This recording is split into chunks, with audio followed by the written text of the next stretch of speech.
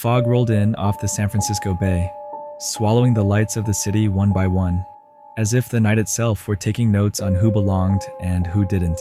In the late 1960s, the world was changing fast.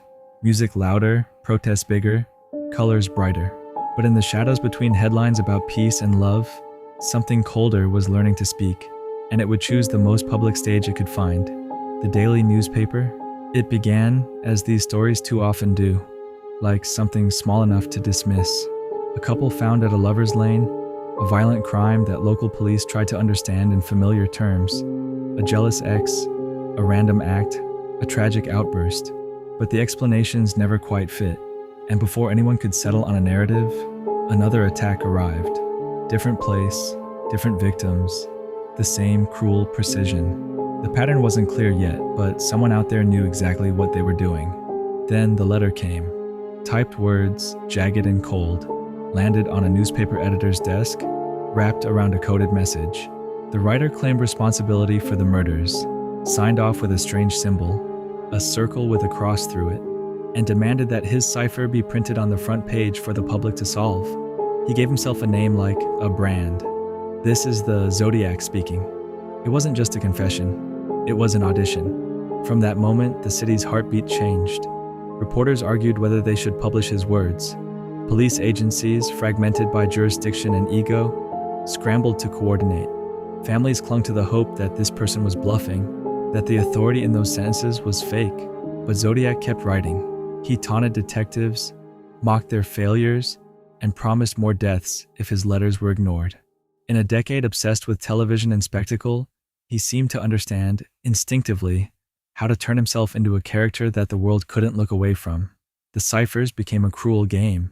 Amateur codebreakers spread newspapers across kitchen tables, tracing patterns, searching for the key that would unmask the writer. One couple, working at home, managed to solve the first major cipher, discovering not a real identity but a twisted monologue about killing as a game. He gave away nothing that could truly identify him. Every clue bent back into the maze. On the streets, fear took on a shape. Couples looked over their shoulders in parked cars.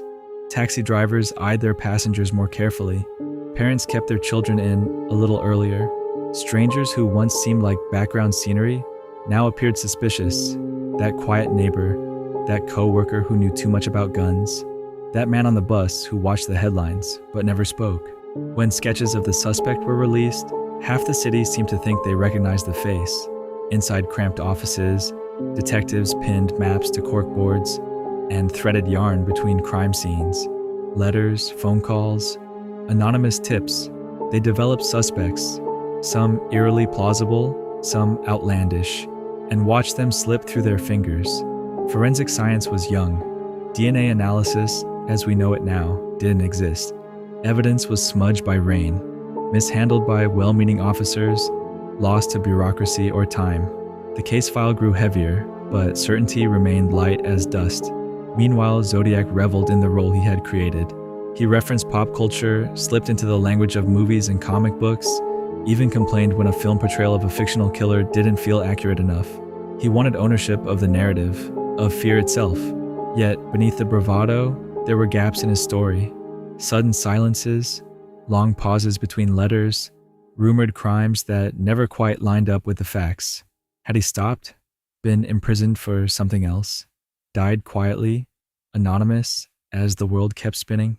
Years turned into decades. Witnesses aged, memories blurred at the edges like ink left in the rain. New detectives inherited dusty boxes and aging evidence, determined to be the one who finally closed the file. Modern technology took its turn, scraping DNA from old stamps and envelopes, running traces through ever-growing databases.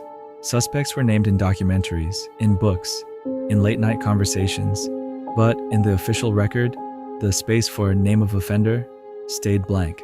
And so the Zodiac Killer slipped from present terror into enduring myth, a figure half made of fact and half of speculation.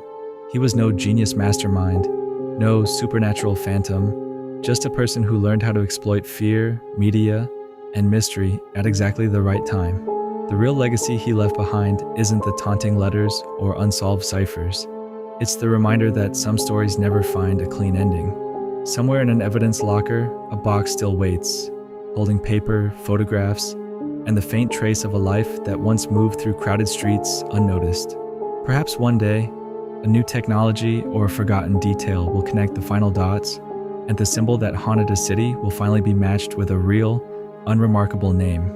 Until then, the Zodiac remains frozen in that liminal space between truth and legend, a voice on yellowed newsprint asking a question the city has never fully been able to answer. How do you live with a story that doesn't end?